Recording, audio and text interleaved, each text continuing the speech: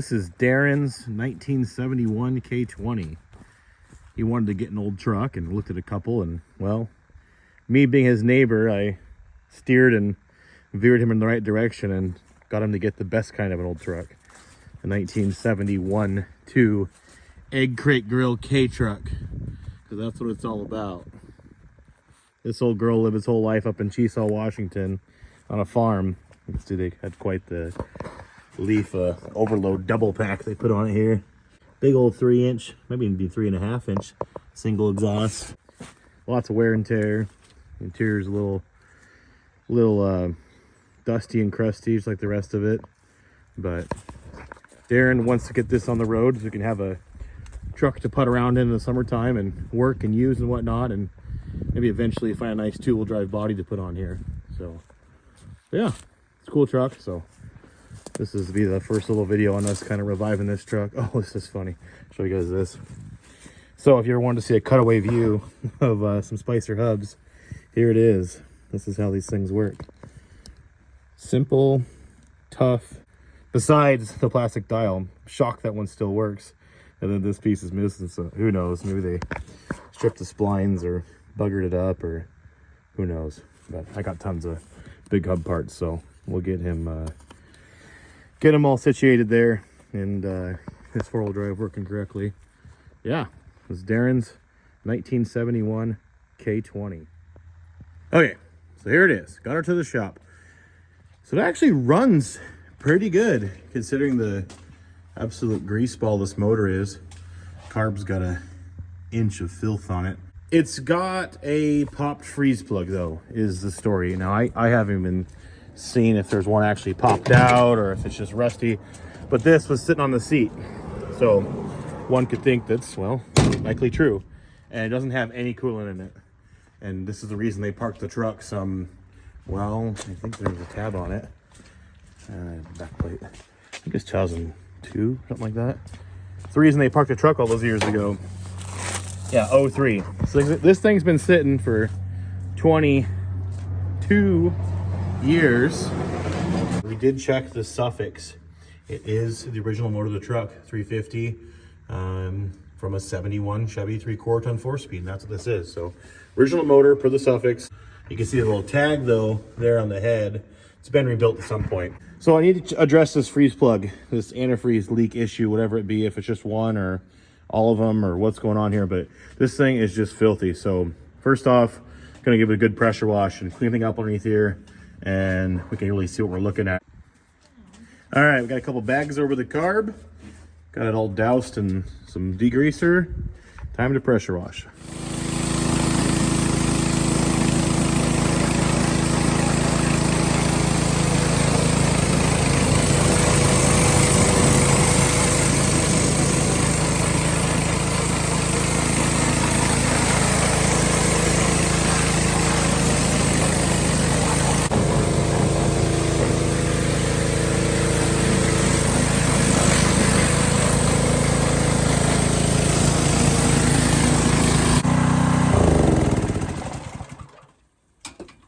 Fun. Gotta be eating junk and grease all day. Pressure washing.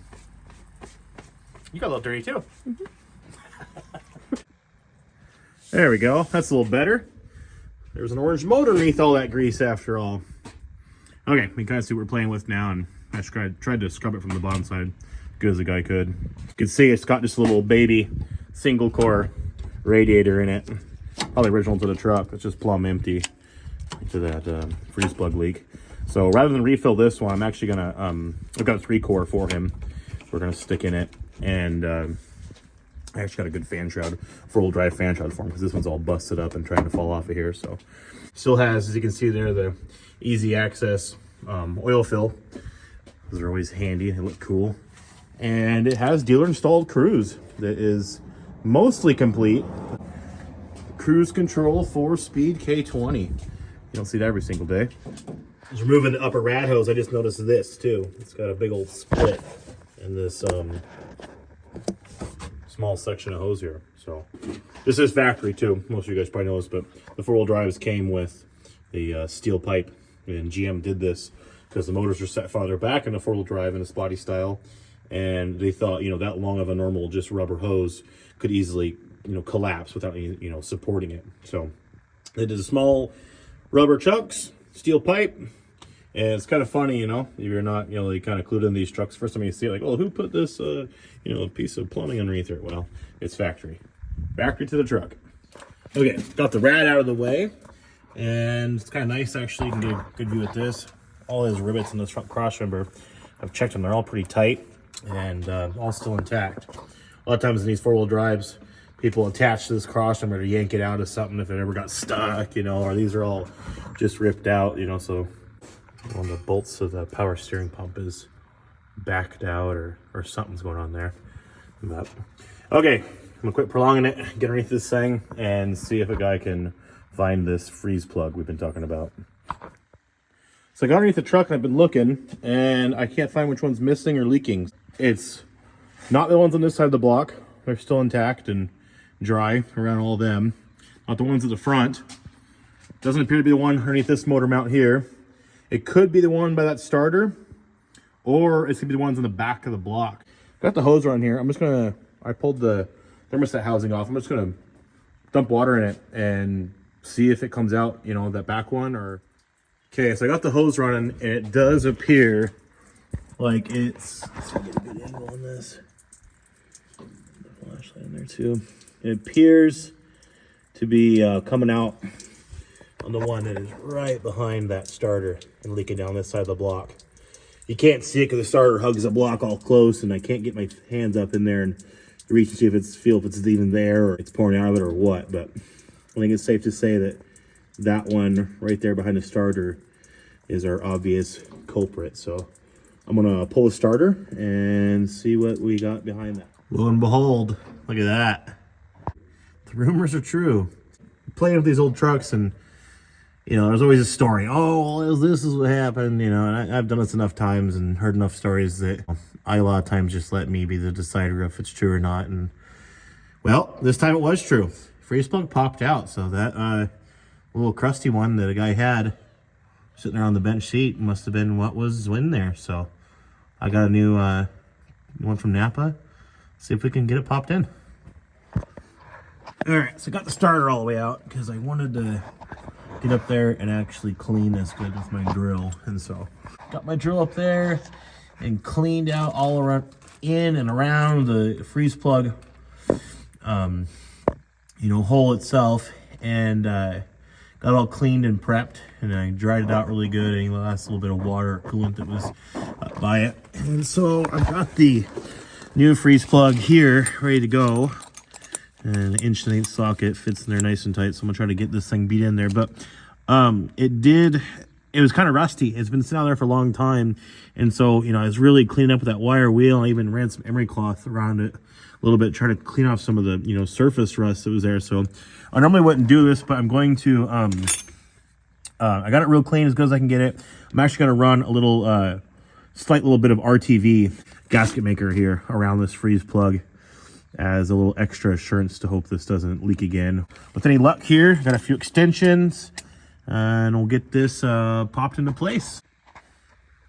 All right, it's in. Cool. I just kind of took a little excess RTV and just kind of smeared with my finger around the edge of the freeze plug, hoping to help seal it up, and just in case there was just any sort of a leak. I think we're all good. This is cool. Okay, so that's in. It is about 7 o'clock. It's nice out, but still March in Washington, so getting a little chilly, especially laying there in the pretty much still wet concrete pad. So I'm gonna get all the tools and stuff picked up, probably call it a night, and come back tomorrow and get this thing put back together, see if it'll hold its coolant. Work on some more of that wiring declutter. We've got quite the, I get ones that are been spliced and pulled out, and I seen these ones were rubbing on the core support. These are just hanging out, so these wires have got a spot where they're almost chewed through. So I got to kind of go over this front harness. Oh, and then this was tied right to the battery cable. There's no you know, power block on the fender here, so guys got to kind of go over all of this and kind of de-farmerize and declutter it. And yeah, grab that radiator from the house and bring it for tomorrow morning. That 3-core little upgrade we're going to throw at it. So far a success. It's good it wasn't the ones on the back of the block. We've been pulling this motor out, and it seems, you know, the clutch seems good and the motor seems to run pretty good, so that really isn't necessary. And so nice that it was just that one there. And so hopefully that's the end of our freeze plug troubles. Hey guys, back on Darin's K20 this morning. I got the starter in place and reinstalled, and we got new battery cables for it because the old ones are worn out and weren't getting a very good connection on the battery. So I got new battery cables. I removed the old ones, kind of traced it, and we had those, you know, frayed and ripped kind of wires here. I was like, okay, I gotta fix that. Well, I followed over here and there was a bad wire. One of the ones running the alternator had been gotten hot at some point. It was all you know, kind of half melted. So I just took the whole front harness off this thing. I got to untape it and check it out and see if like I need to replace it or what can be, you know, just fixed on it. So kind of hard to stop once you do that, because you come in here and I'm pulling out all the wiring that's running through the firewall, and I mean, typical farm truck. Look at this mess. You know, there's just wires running everywhere. CB, trailer controller, you know, none of this stuff is even hooked up anymore. You know, a guy is gonna declutter this, because the thing was when we got off the trailer, we were like, oh, let's see what lights working. He had headlights, but he didn't have running lights. Then the headlights would only work on high. Then they went out, you know, and no brake lights, no tail lights whatsoever. What I always do is just get rid of all the rinky-dink and bullshit wiring, and then, you know, get it back to where it's just stock wiring, and then go from there. So I'm gonna declutter and get rid of all this stuff here right now, so that a guy can really know what he's got, and basically just get this crap out of the way. All right, so I think I made some headway here. It's almost cozy inside now. Backing up all the loose mouse turds, and it's already smelling better in here. Not an absolute pigsty like it was. Got all the JC Whitney add-on little trinkets out of the way, undid and unhooked. So we're now down just to the stock wiring harness. So now a guy can actually really diagnose and figure out where he's got power, where he doesn't, and try to get all these lights working and the rest of the stuff as well too. I noticed they were playing with the heater wiring quite a bit, so I'm sure there's something going on there. Probably just a switch, or it seemed like they kind of had the switch bypassed, and I'll figure that out. That'll be one of the next things on the list. So underneath the hood, got it pretty well cleaned up underneath here. Down to, again, just the stock wiring here.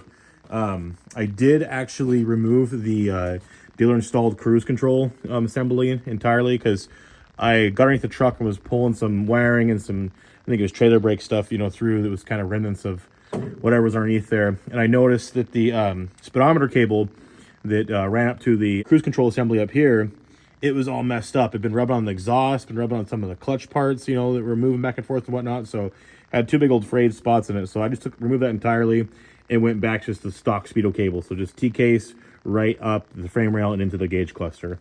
So we don't have 15 things running through like there was before. We've got just a speedo cable and the one little power wire for the HEI. So a little better, a little more respectable now. I did give this quick little pressure wash here, all these areas I couldn't get to before when all the radiator and the fan shower was still in place. So got all cleaned up. I do think it's had a steering box put on at some point. The box is really clean and looks newer than the rest of the stuff here. Had some actual, like, you know, black paint on the cap up here. It was flaking off, so I don't think it's factory box, and it is really tight, so it does kind of make sense. And it would make sense as why the lines are all goofy, because they undid them and didn't put them back on right. They're all twisted up this way. They need to be undone at the flare nuts here, rotated back over, you know, and they just have that little clamp, that little, you know, W clamp that holds the two lines to the frame rail right here. So I'm gonna do that here real quick. I know I've got one of them little W clamps for the power steering lines in here. Gonna be one of those. Oh, hey, he needs this piece too. A little power block for the fender on the passenger side. Doing those classic, dump it out, dig through it all, and make a mess. Well, there's no W clamp in there. It's like playing I Spy, but we did get a little power block, so that's a success. Okay. All right, I got the steering lines how they should be, and I'll just get one of those little W clamps from one of the parts trucks at the house tonight. So I'm finally ready to put a radiator in this thing after that wiring mess debacle detour. So here's that 3-core I was talking about last night. Bit of an upgrade over the little baby teeny tiny factory one it had, and also a 7-blade factory fan versus this little 4-1.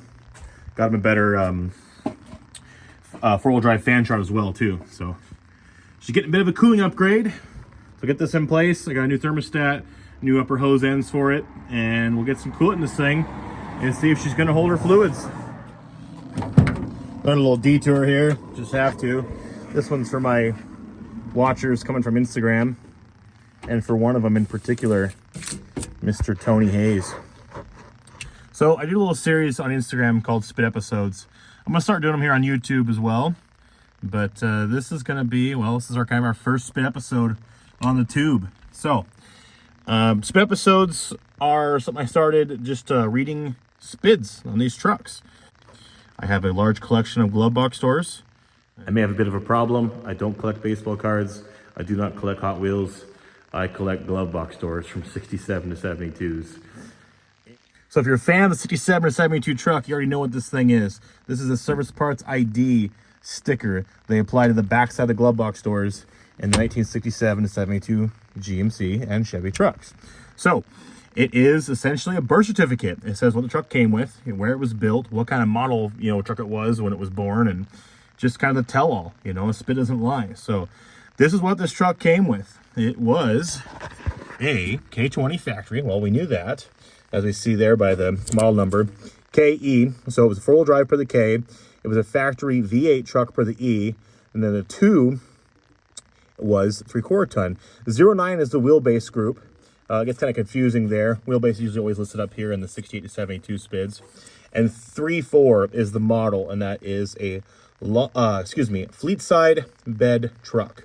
So the options this baby was sent out the door with were just listed right here. So we got front wheel locking hubs, as we've seen by the big spicers it's got up front. And one of my favorites right there, no spinner axles. So this is a Detroit locker out back in that factory Eaton rear diff. They're super cool. It was about a $150 option in 1971 and 2, so not cheap at all. But that was the real traction, grabbing rear end. They are aggressive and they are nearly indestructible. Super cool option. I mean, that's why Dale, my number 3 truck, that's why it does burnouts like it does, is because it has a factory no spin rear axle. 4-speed transmission, we already knew that. So full foam seat, that was something added on top of a base model truck. It was included in Custom Deluxe, and the trim levels above that, Cheyenne and Cheyenne Super.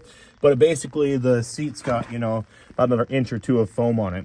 The base foam seat in a base custom truck is real low riding and not as comfy. This one's got the more foam on the seat. Of course, it's going to be covered at some point. But yeah, medium olive. That factory light green color we all know and love. Well, if you don't love it, you get a medium olive truck and you're going to grow to love it. Front and rear shock absorbers, upgraded shocks, heavy rear springs, got big springs out back. 350, we knew it was a V8, so in base would have been a 307. It has the one above it. It was a $44 option to get a 350 over a 307. But there's the biggie, the bragging rights, front tow hook. What do you think about that, Tony Hayes? This is a factory tow hook truck. They are missing. They are not on the truck. Option that cost a guy less than 20 bucks back in the day, and now some of the variants of them are worth well over $1,000.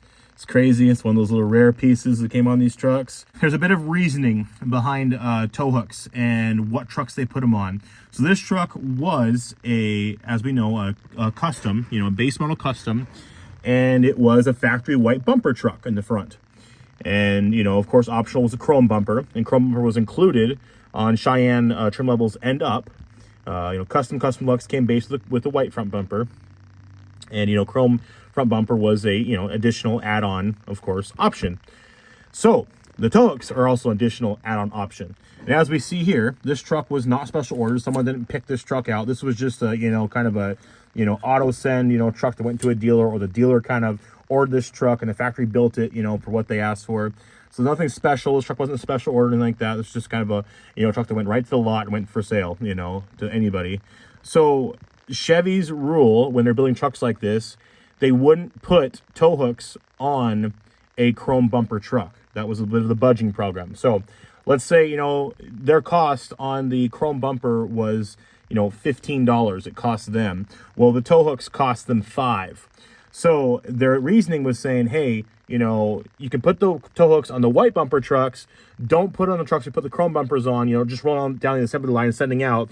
As for it's just, you know, where we're going to make a budget cut. So one of the most common places you see the front tow hooks, which are uncommon, I mean, they're out there, trucks came with them here and there, is on a factory white bumper truck. This truck, sorry guys, I'm going to ramble on all day about skids. I warned you.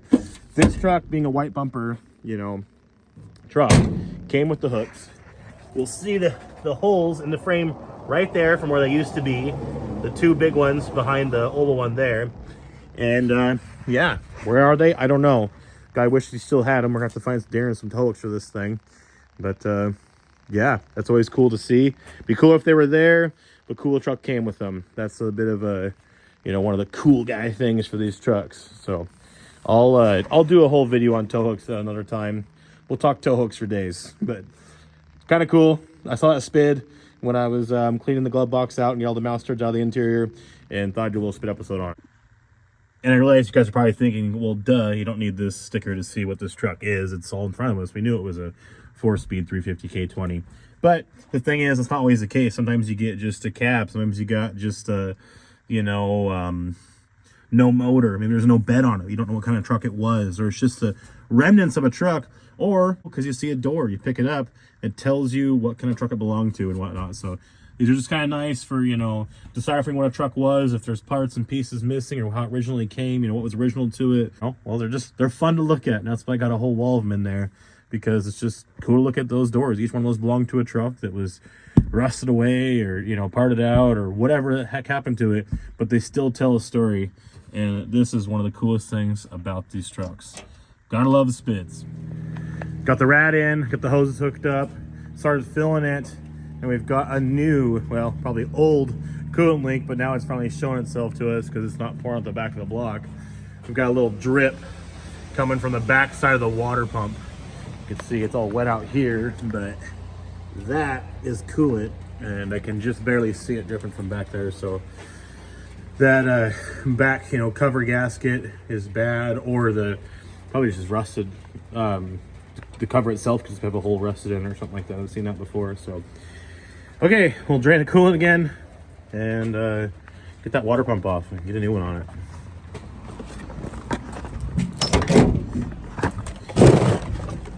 Okay. Yeah, I'm not surprised this thing usually even needs a water pump, because when I was tearing this thing down initially, anything coolant related was super rusty. The thermostat, super rusty. The housing, everything really rusty. So they popped this freeze plug, and we know that. But what I think they were doing, they were just too lazy to fix it right, and they were still limping the thing around up there on the farm, because there was just like, oh, about 6 bottles, or, you know, jugs of coolant in the bed that were just full of water. It was like they were just, you know, filling it constantly all the time to limp it around up there, and, you know, drive it to the other side of the field and, you know, go feed cows over there and run back to the house, throw some more water in it, and, you know, no matter what, it would always just leak out. But places like the thermostat, the water pump, and other areas, you probably are sitting there holding water this whole entire time. So I bet you that water pump is super rusty on the back side of that cover, and it's got a, you know, a hole in it. It was created by the rust. I've seen it before, and I'm going to call it 8-ball corner pocket. We've got a rusty hole in the back side of the water pump cover. So let's see. Fresh coat of orange on the new pump. While it's drying, we'll get the old one off here. It just cannot decide what it wants to do today. Nice as can be out now. Another 5-10 minutes, it's going to be raining again, I'm sure. Good old Washington weather. Okay, let's get this old pump off. Called it. Look how rusty it is inside there. Just full of junk. Yeah, this thing was on a water-only diet for a long time, I think, because it doesn't get that rusty with just normal coolant. It'd be all crystallized and green rusty looking, not brown rusty looking. Okay, let's get this cleaned up and get the new pump on. That's why I love beater flatbeds. It's a paint rack, it's a storage, it's a don't care, just throw it on there all in one. Flatbeds are so handy. I love having that thing. I did actually notice yesterday, I'm gonna fix it now since the access is so easy. The fuel line coming up has a little split in it. And so I'm gonna undo this and run a new fuel line. I used one off my motor. All right, so I went home for lunch and I got a new, well, I shouldn't say new, better fuel line for this thing from a parts truck. And I also got that W clip I was talking about for the power steering hoses and lines. So that's correct as it should be now. Actually, get this bent back down. They had to push on that somehow. They got it all bent up for how they were before, so they weren't rubbing on the inner fender. So I'll get that bent back down. But yeah, it's got a new water pump on it now. You don't say. Well, it's standing out a little bit there and kind of looking a little too pretty underneath the hood, but I just cannot put them on bare. You gotta squirt them orange. Okay, so I'm gonna oh yeah, and I did put a new fuel filter on it because I had a metal one before, which was probably not bad, but I want to see the fuel. I want to see what's going on here. This thing's run off its original tank. I don't know how dirty it is or what, you know, so this clear fuel filter will be kind of a insight into that once we get this thing running again here in a bit. I also did notice this exhaust manifold looking a little bit like Mount St. Helens. It's giving us a good warning before it goes. All right, so we need to get a set of manifolds coming for this thing. It also needs the throttle cable. It's got a little frayed spot where it's poking out from the firewall. So we'll get some of those parts ordered up for it and whatnot. We'll circle back on that stuff. Right now, we want to make sure this thing will get to operating temperature, you know, not overheat, and make sure, you know, just drive down the road. And we want to see how that transmission is. We want to see how the rear end is. See how the brakes are and whatnot before we keep going one at this thing. We want to make sure, you know, we don't have any bigger issues that are not showing themselves quite yet. Biggest thing is get this thing running, take it for a test drive, then we'll circle back, you know, and do those manifolds, and you'll throw a tune-up on it too. It runs good, it runs smooth right now, no ignition or electrical issues it seems, but those wires are super dry. You know, they're 25, 30 years old. They need to be replaced. You know, throw a set of plugs, wires, cap, rotor, set of belts on it, needs belts, and then, you know, really get ready for the Grand Prix at that point. But you need a set of valve cover gaskets too. We just want to right now make sure that, well, this is good to be throwing more money at before we do it. So we'll get this harness back in place and reinstalled and get this thing going down the road. Take it for a test drive.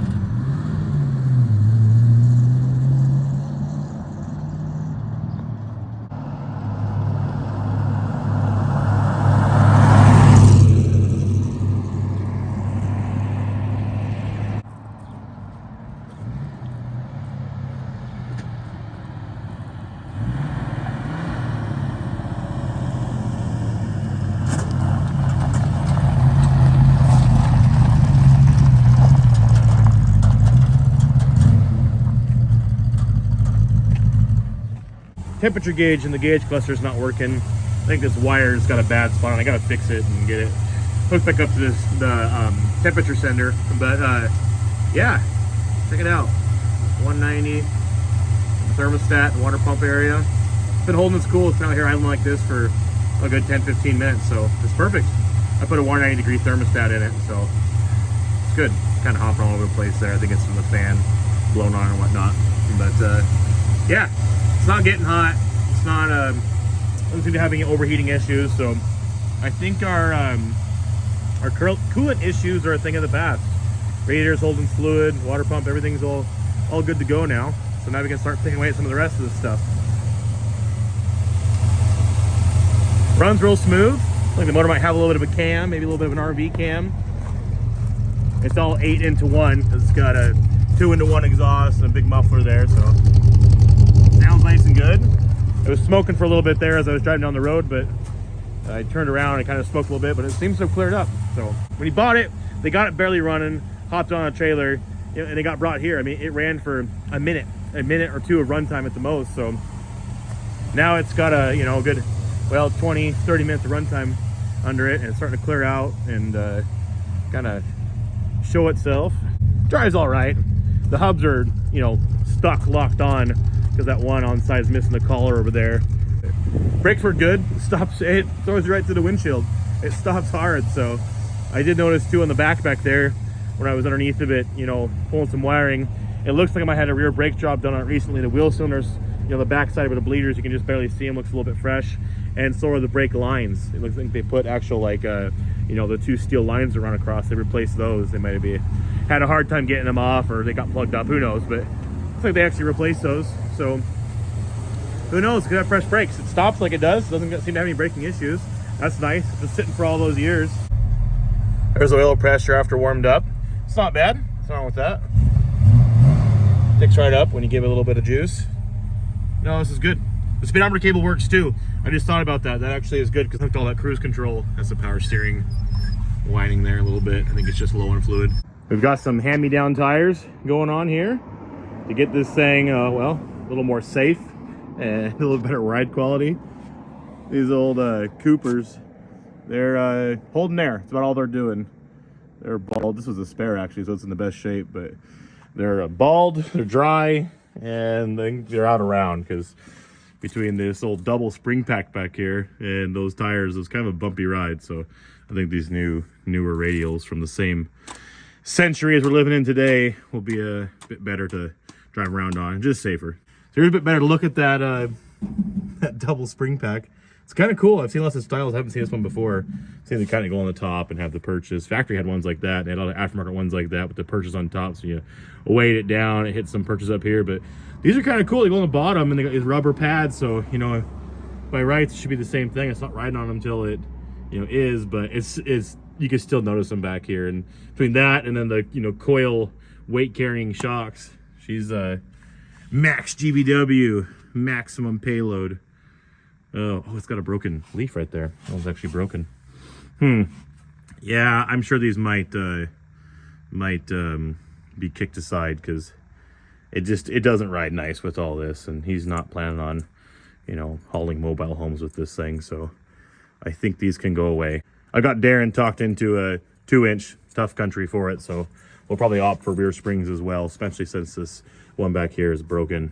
And be nice to get some all new springs on it. New front, new rears, all new bushings, and yeah, just ride better, just so the truck needs. These are 50 years old and they've seen 50 years of wear, tear, and abuse, and you know, one's broken. So that right there is enough of a reason just to replace what's here and get rid of these old big giant goofy overloads and get a bit better ride quality out of the old girl. Got dark on a guy out of here.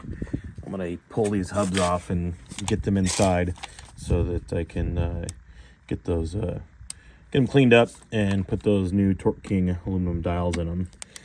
And come on, the first time I'm thinking about this one over here, since you know, this collar's missing. I think I might know why, or maybe something that could be going on. I bet you there's some broken bolts inside this hub, so I'm kind of worried about here. And you know, rolling hub itself. Just kind of went to go put this back together, and then, you know, never really they just kind of pieced this back together and had it locked in, and we're gonna come back and fix this and never did or something, because it's weird how the collar's missing. We're about to find out. Let's see.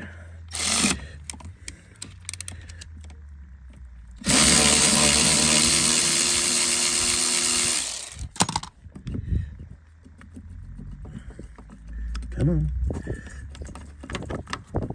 Still hanging on by a thread.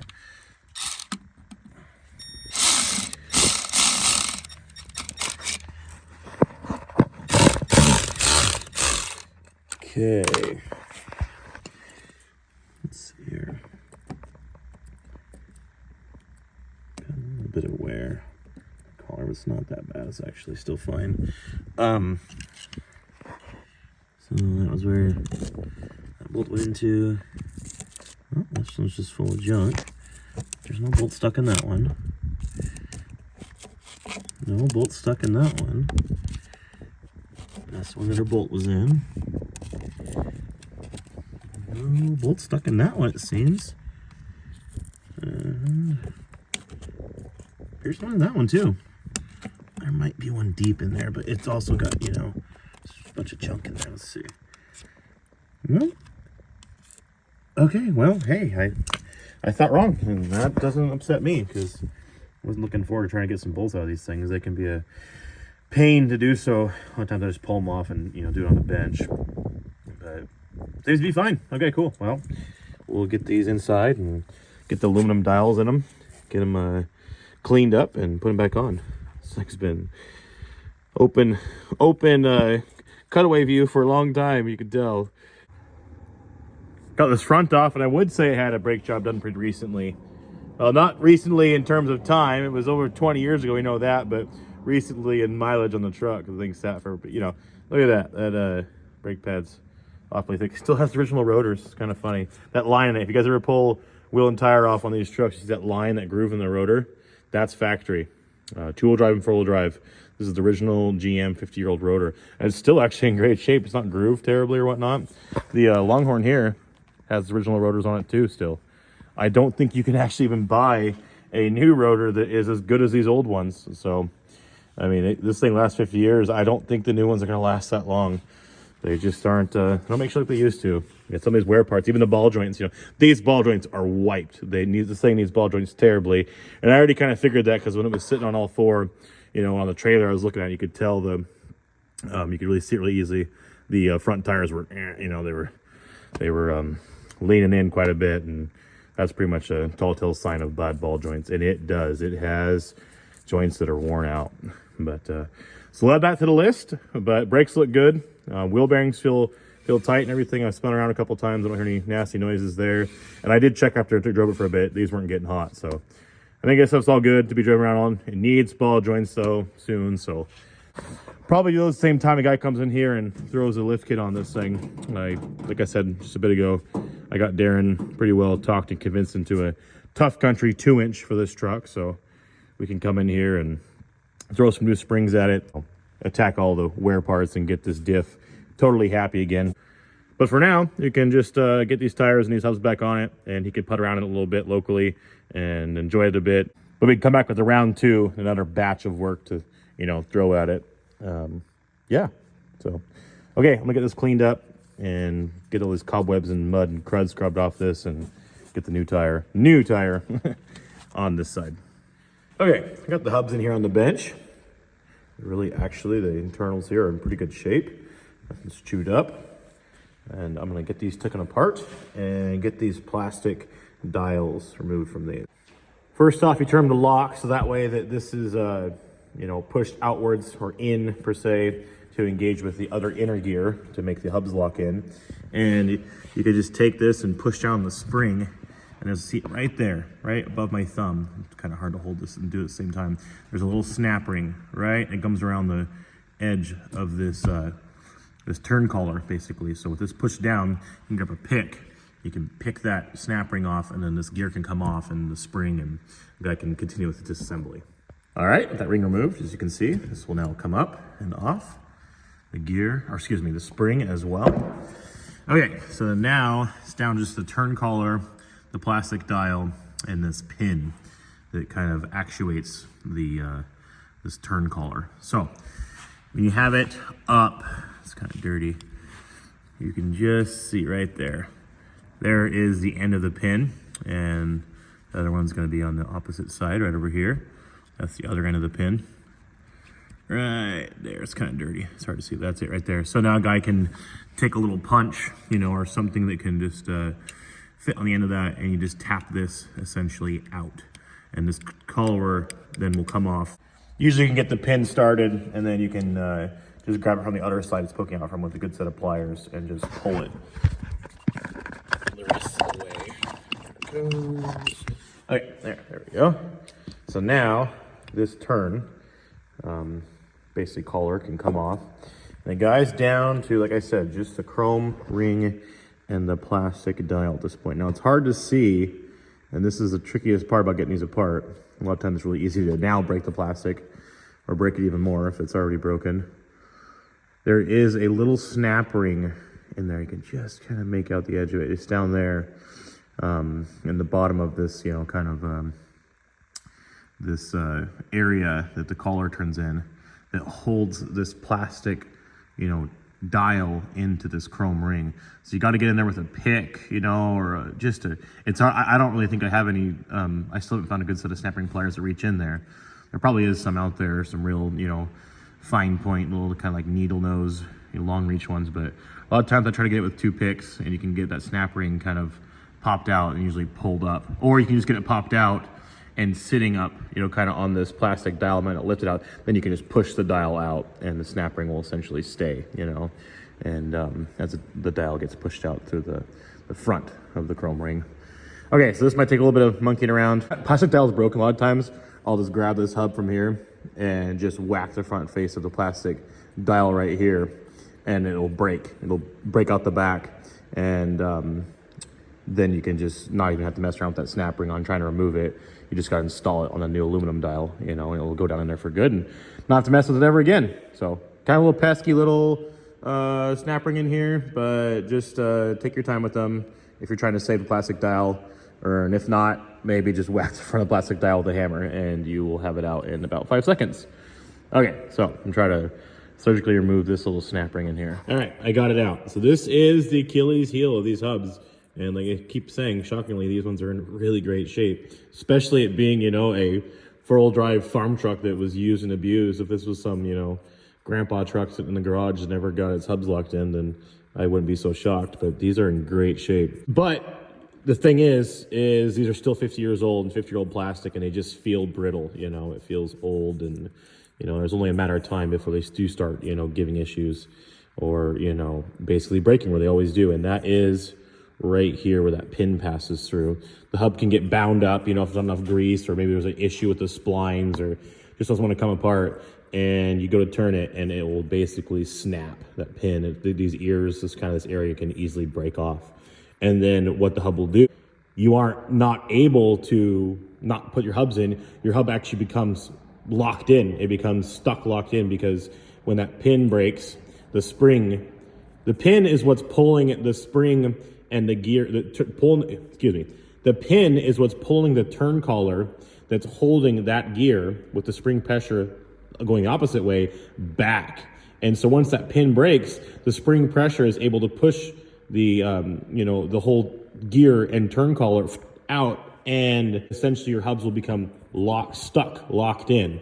And so it's not a matter of, you know, oh, I can't turn my hubs in. Oh, your hubs are in all the time, which, you know, isn't such a bad problem. You know, it's better than not having 4-wheel drive. But, you know, still, you know, your hubs breaking not having 4-wheel drive, but your hubs are locked in at that point, and you can't disengage them. So, you know, going down the highway, you know, it's kind of a pain. Both of the ones on my flatbed when I first got it were like that, you know, and I was going on the road, I was like, I know those plastic dials are broken. And you'll know too, because you get out and this thing will just spin effortlessly, just like do. You can, and it's not basically turning anything. So the way Darin's going to use this truck, we talked about it and was like, yep, shockingly, those are in good shape, but, you know, to go rely on it, and he's going to be, you know, using this truck in the winter up there on his property, and it's going to get lots of snow up there at high elevation. He needs to have, you know, solid reliability out of these hubs. And a guy, I would not depend on these original plastic dials. An OG, you know, perfect, you know, Concourse restoration truck, yes, have your plastic dials, great, that's awesome. But a truck, you know, a K20 with these hubs is going to get used and abused, or, you know, worked hard, well, it needs a set of these aluminums. So let's check the aluminum ones out.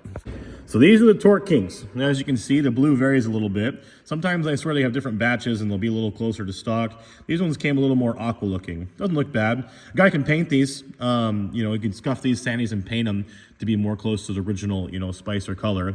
They do kind of add their own little flair to it in here with their Torque King, you know, stuff, which is cool. It's branded by them. They make these awesome products, so I got to put the seal on here. There's a little rubber seal right there, since I'll dry it up. I've got some better ones, I think. But yeah, so this basically is an exact copy of the original, but it's aluminum. You'll never have a problem with this breaking, you know, or that pin shearing off. I've probably installed about a dozen sets of these over the years. I'm not paid by Torque King. This is just me doing a video here. Hey, Torque King, if you guys want to send me some more aluminum dials to put on more trucks, I'd be happy for it. But hey, great product. I don't have to be paid to tell you guys this is the part that fixes these hubs and makes them, well, just perfect at that point. So I'm gonna get the other one out and get the chrome you know, rings cleaned up a little bit, and we'll get to reassembling these with the aluminum dials.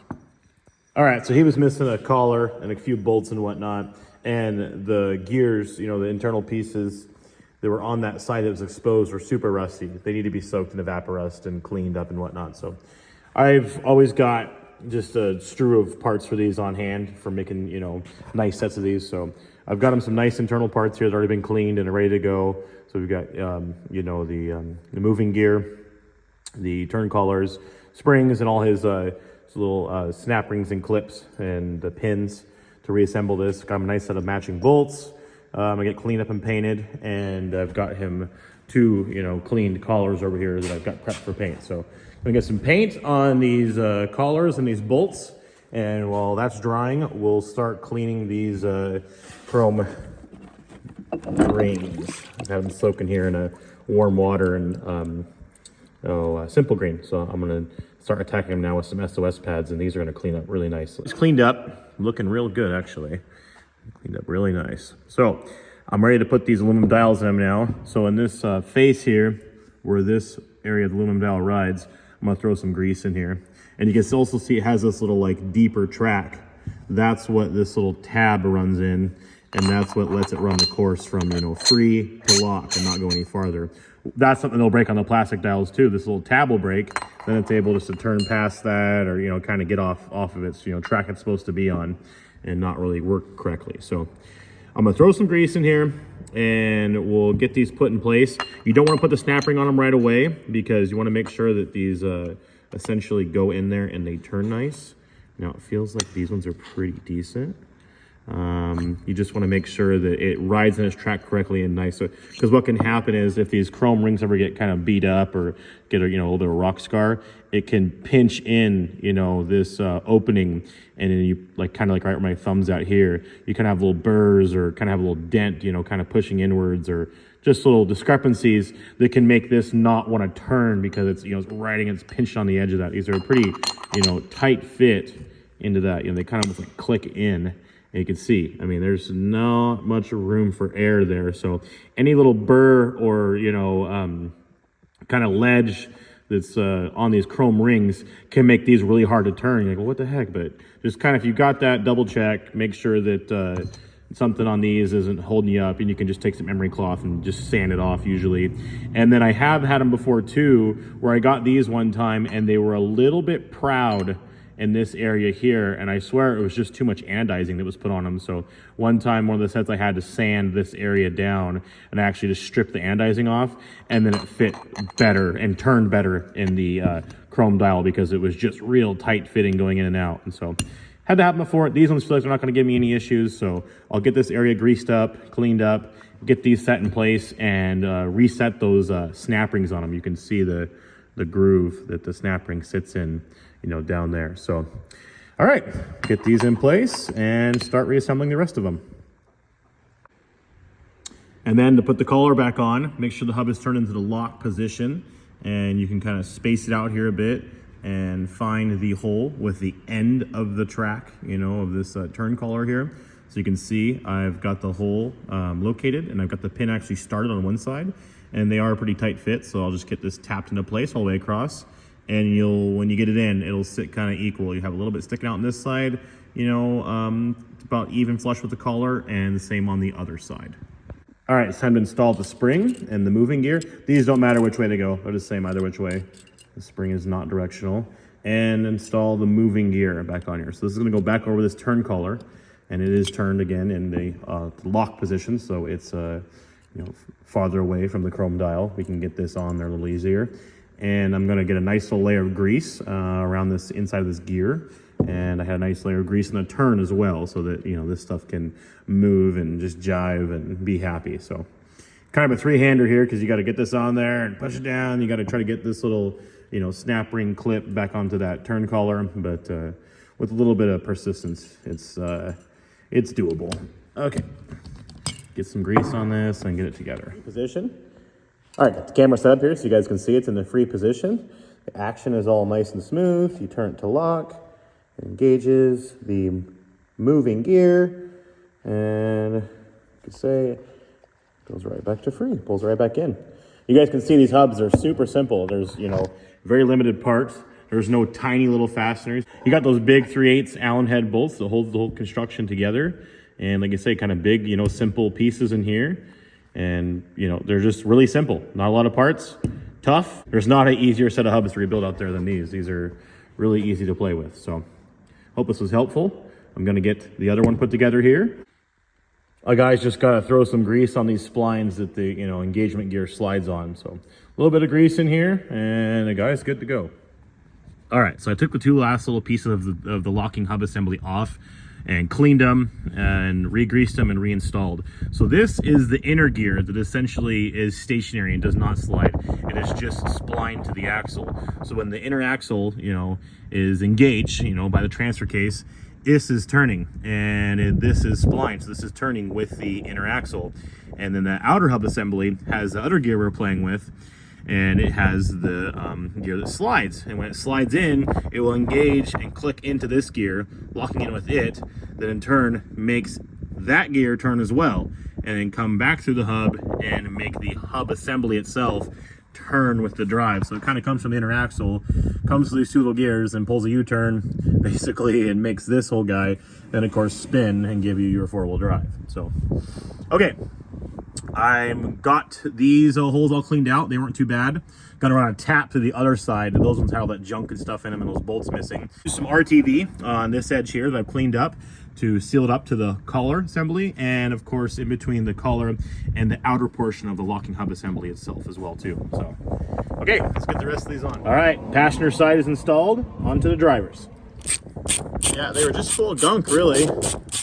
They must have driven around like that for a long time. I guess they just lost the collar or messed up the collar, half-ass reinstalled that hub and drove it around half broken, just like they were driving around with no freeze plug in the back of the block. So, okay, these are all cleaned out, and yeah, okay.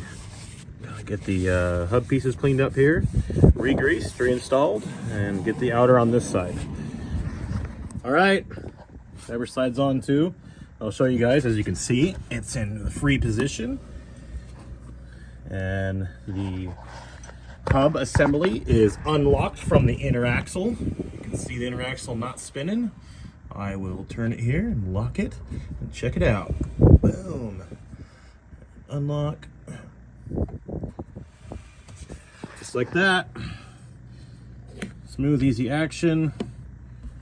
Tough, simple hubs. Gotta love them. Big spicers. All right, change the engine oil. Now we're gonna drain and change the transmission fluid as well as the T-case, and then we'll move on to the diffs. A little trick with these big Eaton rear ends is they don't really have a drain plug per se, but if you pull the bottom cover bolt, it is actually a wet bolt, fine thread, super long-winded of course. But if you pull this bottom cover bolt, it will essentially, eventually act as a drain plug. And as we can see, this one is definitely needing a change. Gray and milky. Okay, this drained, get it refilled. Big old Detroit locker in there. That is a heavy-duty truck rear end. Gotta love it. I've always been a fan of these, and I don't know why they ever went away from this design. They're super cool. They've got an inspection cover on the back, yet they're a dropout, you know, from the front, like a Ford 9-inch. The whole, you know, third member comes out of this housing. So, Eaton HO 52 and 72, kick-ass trucker end. I don't know. I love them. I think they look cool underneath the truck, and especially when they got that Detroit factory locker on them. Cool shit. The front axle I actually just topped off, because we're going to be having that cover off here soon enough when we go in and do the ball joints and service that front end completely. You know, it needs U-joints, ball joints, and I always do inner axle seals while guys at it. So at that point, we'll pop that front cover off and service it completely then. But actually the fluid in that one didn't look too bad. It was just a little bit low. So, all right, so got our list here for Darin's pickup, so we can start crossing some of these things off. Antifreeze leak is fixed. Still need to do a tune-up. We've got some better wheels and tires on it. Got the hubs done, and now all the fluids are changed. The inner and outer door handles are all worn out. The window regulators are stuck and messed up, so like I need to tear the doors apart and get everything nice there, get the doors opening and closing nice, and the windows rolling up and down, you know, easily, and probably new felts because I'm sure they're going to be all, you know, rattly and annoying going down the road. So we still got to do our tune-up. We've got a 2-inch lift kit to order. Get it sitting up in the air a little bit, get some new fresh springs underneath of it. Excuse my chicken scratch, I know it's gonna be hardly legible. We need to get our lights working still. Order parts. We've got a list put together right here. We need to get some new manifolds, the exhaust manifolds, new ram horns, a good throttle cable, new or used, tune-up parts, everything you do a tune-up on it. Oh, I need to get a 4-wheel drive dipstick too. It has the wrong dipstick on it, so it's hard to access. It doesn't have the one that's farther forward, but I think I've got one of those for him in my parts yard somewhere. New wiper blades, new heater control assembly, the one in it's all messed up, as well as a new glove box insert, and of course get that 2-inch lift coming. And yeah, oh yeah, our front end ball joints and all that. Yeah, we got ball joints, front end service.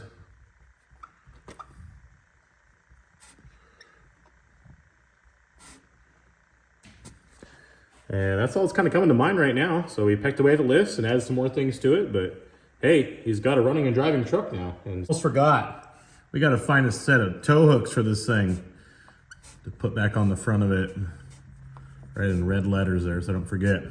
And front bumper, a little bit better one, or straighten that one out. Wouldn't be a bad idea. Do at the same time. There we go. Now the list is looking a little bit better. Oh, here she is so far. Ready to go back to work on the farm. Thanks, Garrett, for your picturesque background, and it's just ever so fitting to this truck. So, we fixed the major issues that were wrong with it. We got a lot more work to do to it to really get her, you know, 100%, but 4-wheel drive works. It holds its coolant. Got some good treads on it now, ones that guy cannot worry about popping or going flat overnight. And interior, it's looking a little better than it was. Not a total pigsty anymore. Still lots more to do to it, but hey, it's a running and driving truck now. The guy can hop in it, drive it, enjoy it. That's just what Darin's gonna do. We're gonna keep picking away at the little things it needs and just improve it one piece at a time. More work on Darin's K20 soon. Stay tuned, guys. Thanks for watching. Like, comment, subscribe. Let us know what you think of our little farm truck resurrection we did here.